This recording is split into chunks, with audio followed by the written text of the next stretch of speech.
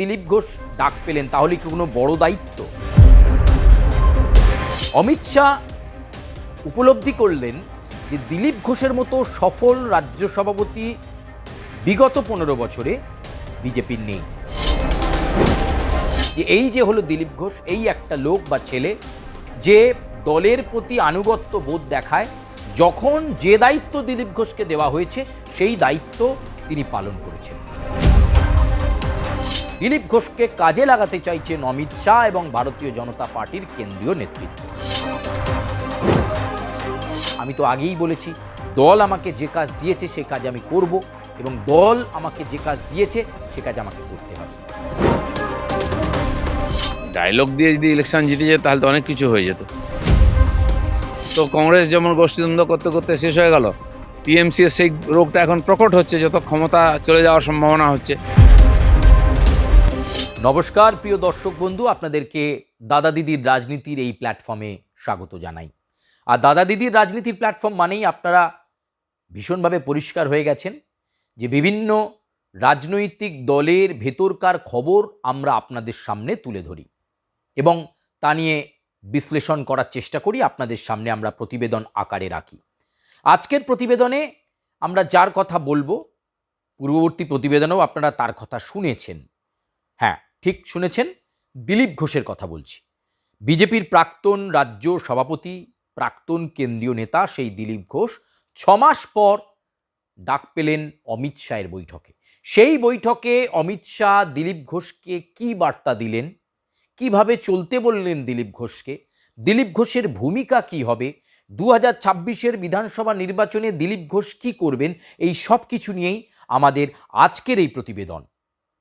আমরা পূর্ববর্তী প্রতিবেদনে জানিয়েছিলাম যে দিলীপ ঘোষ ডাক পেলেন, তাহলে কি কোনো বড় দায়িত্ব?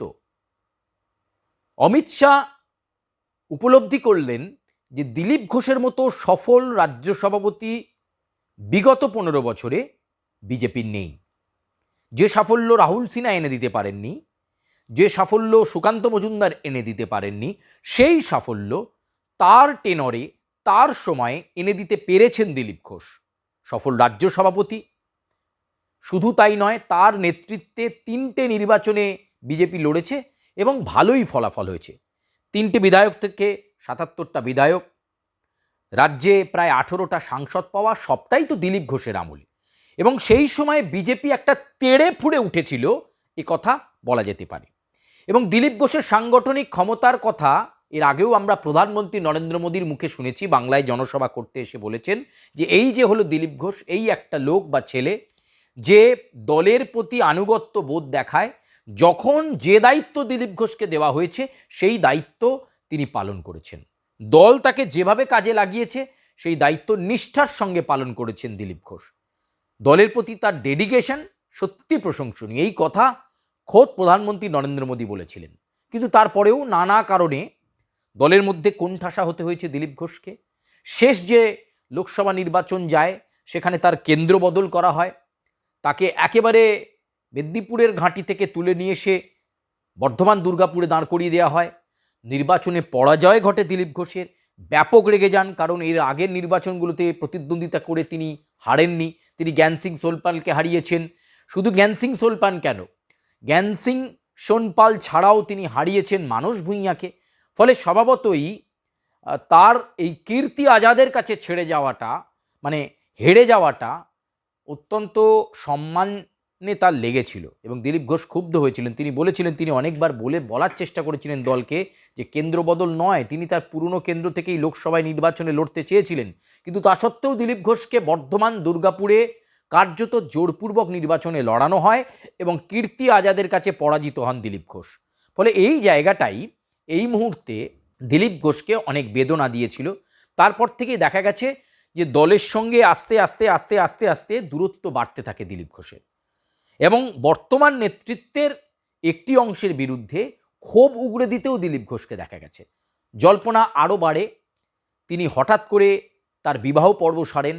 বিবাহ পর্ব সারার পরেই দেখা যায় সস্ত্রীক দিলীপ ঘোষ পৌঁছে যান দীঘায় জগন্নাথ মন্দিরের উদ্বোধনে মুখ্যমন্ত্রী মমতা বন্দ্যোপাধ্যায়ের সঙ্গে সৌজন্য সাক্ষাৎ হয় তার। এই সৌজন্য সাক্ষাতের পর থেকে অনেকে বলতে থাকেন যে দিলীপ ঘোষ তাহলে কি দল বদল করছেন, কিন্তু দিলীপ ঘোষ তা করেননি। তিনি বলেছেন দিলীপ ঘোষ তিনি বিজেপির একনিষ্ঠ কর্মী হিসাবে কাজ করেছেন, দল তাকে যেভাবে ব্যবহার করেছে তিনি সেভাবে ব্যবহৃত হয়েছেন। রাষ্ট্রীয় স্বয়ংসেবক সংঘের কাজ করেছেন আজীবন, সেখান থেকে তাকে পার্টিতে পাঠানো হয়েছিল, পার্টির কর্মী হিসাবে কাজ করেছেন, তিনি আগামীতেও কাজ করতে চান, কোনো দল বদল তিনি করবেন না, দিলীপ ঘোষ একথা বলেছিলেন। এরপর দেখা যায় শ্রমিক ভট্টাচার্য যখন দলের রাজ্য সভাপতি হয় তখন দিলীপ ঘোষকে ডেকে নিয়ে বৈঠক করেছিলেন এবং তিনি বলেছেন দিলীপ দাকে দরকার। কিন্তু তারপরেও সেভাবে দিলীপ ঘোষকে ডাকা হয়নি, বিভিন্ন বৈঠকে তিনি ব্রাত্য থাকলেন। কিন্তু অমিত শাহ তাকে এতদিন পর ডাকলেন, প্রায় 6 মাস পর, বিজেপির গুরুত্বপূর্ণ কোনো বৈঠকে, যেখানে কেন্দ্রীয় নেতৃত্ব, কেন্দ্রীয় স্বরাষ্ট্রমন্ত্রী অমিত শাহ দিলীপ ঘোষকে ডাকলেন। ডেকেই যে কথা প্রথমে বললেন যে দিলীপ, আপনার উপর অনেক দায়িত্ব, সামনে বিধানসভা নির্বাচন, মাঠে নেমে পড়ুন, বাকিটা সময় অনুযায়ী হতে থাকবে, আপনার কাছে নির্দেশ আসতে থাকবে। অর্থাৎ দিলীপ ঘোষকে কাজে লাগাতে চাইছেন অমিত শাহ এবং ভারতীয় জনতা পার্টির কেন্দ্রীয় নেতৃত্ব।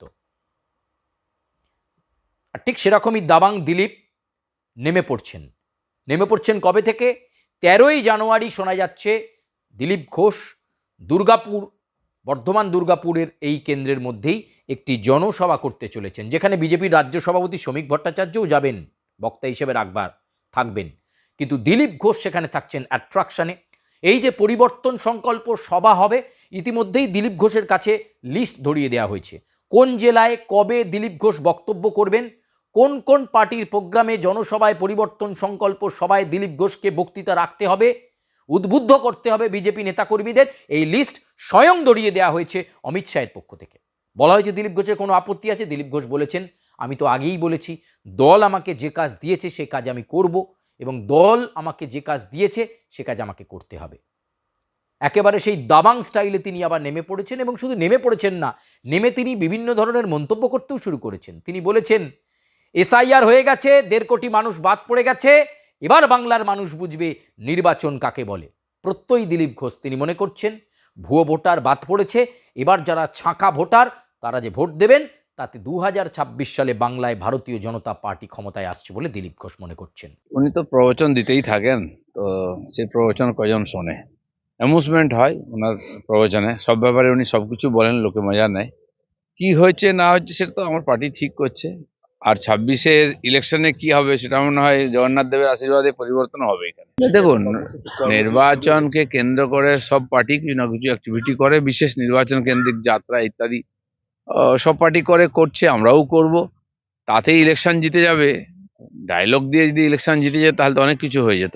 একসময় জবাব দিতেই হয়। সিপিএম যখন জিতছিল লোকে হয়েছিল অজেয়, কেউ হারাতে পারবে না, আর এমনভাবে হারলো আর খুঁজেই পাওয়া গেল না। এখন কার কাছে কার গুরুত্ব কম বেশি সেটা তারা ঠিক করবে। দিলীপ ঘোষ যেখানে ছিল সেখানেই আছে, পার্টি যখন আমাকে কাজ দিয়েছে যখন, সেটা আমি করেছি, এবারে নির্বাচনে যে কাজ দেবে সেটাও করবো। দেখুন, কংগ্রেস থেকে বেরিয়েছে টিএমসি, সমস্ত বদগুণ নিয়ে এসছে, তো সেগুলো তাদের ডিএনএ এর মধ্যে আছে, মারপিট করা, খুন করা, দুর্নীতি করা।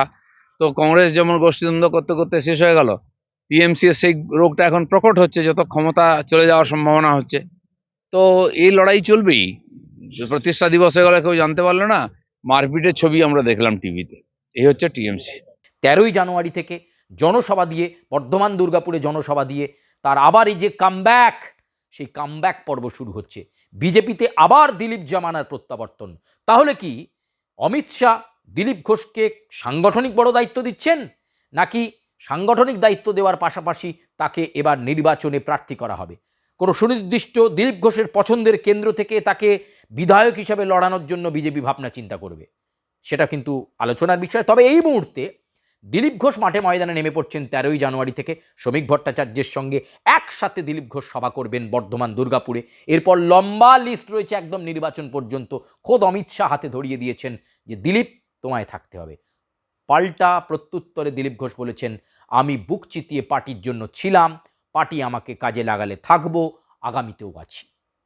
এই যে স্টাইল এবং এসআইআর নিয়ে তার যে ঘনিষ্ঠ মহলে মন্তব্য, এটাই দিলীপ ঘোষকে বারবার সংবাদ শিরোনামে তুলে আনে। আগামীতে দেখা যাক যে একদিকে যখন উত্তরবঙ্গে বারে বারে ছুটে যাচ্ছেন বিরোধী দলনেতা শুভেন্দু অধিকারী, কখনো মালদায়, কখনো কোচবিহারে, কখনো আলিপুরদুয়ার, কখনো রায়গঞ্জ, কারণ উত্তরবঙ্গ বিজেপির কাছে শক্ত ঘাঁটি। সেদিকটায় যেমন বিরোধী দলনেতা গুরুত্ব দিচ্ছেন, তাহলে কি দক্ষিণবঙ্গের বিস্তীর্ণ অঞ্চলে চষে বেড়াবেন দিলীপ ঘোষ? দক্ষিণবঙ্গটাকেই বেশি করে দেখার দায়িত্ব অমিত শাহ দিলীপ ঘোষের কাঁধে দিয়ে গেলেন। এই যেমন ধরুন খড়গপুর, মেদিনীপুর, বর্ধমান, দুর্গাপুর, আবার ওদিকে জঙ্গলমহলের একটা বিস্তীর্ণ অংশ, এই দিকগুলোই কি দিলীপ ঘোষ দেখবেন? যেখানে বুথ কমিটি হয়নি সেখানে ছুটে যাবেন তিনি। মাঠ জমানো বক্তৃতায়, গা গরম করা বক্তৃতায়, বিতর্কিত বক্তৃতায় বারবার শিরোনামে এসেছেন দিলীপ ঘোষ। এবার কি 2026-এর বিধানসভা নির্বাচনে সেই ধরনের বক্তব্যই তার কণ্ঠ থেকে শোনা যাবে? দিলীপ ঘোষের এই প্রত্যাবর্তনে বা এই কামব্যাকে দিলীপ অনুগামীরা কিন্তু উচ্ছ্বসিত। তবে দিলীপ ঘোষ ঘনিষ্ঠ মহলে বলছেন, আমি তো দলেই ছিলাম, আমি তো বিজেপিতেই ছিলাম, আমি তো অন্য কোথাও যাইনি। কামব্যাক নয়, বরং দল আমাকে গুরুত্বপূর্ণ দায়িত্ব দিল খোদ অমিত শাহ। অমিত শাহ ডেকে বৈঠক করার পরেই দেখা যাচ্ছে বিজেপির সাধারণ সম্পাদক সংগঠন অমিতাভ চক্রবর্তী এবং বিজেপির রাজ্য সভাপতি শ্রমিক ভট্টাচার্যের সঙ্গে আলাদা করে বৈঠক করলেন দিলীপ ঘোষ। তার মানে সাংগঠনিক দিক থেকে দিলীপ ঘোষের কাছে স্পষ্ট বার্তা আছে হাল ধরার।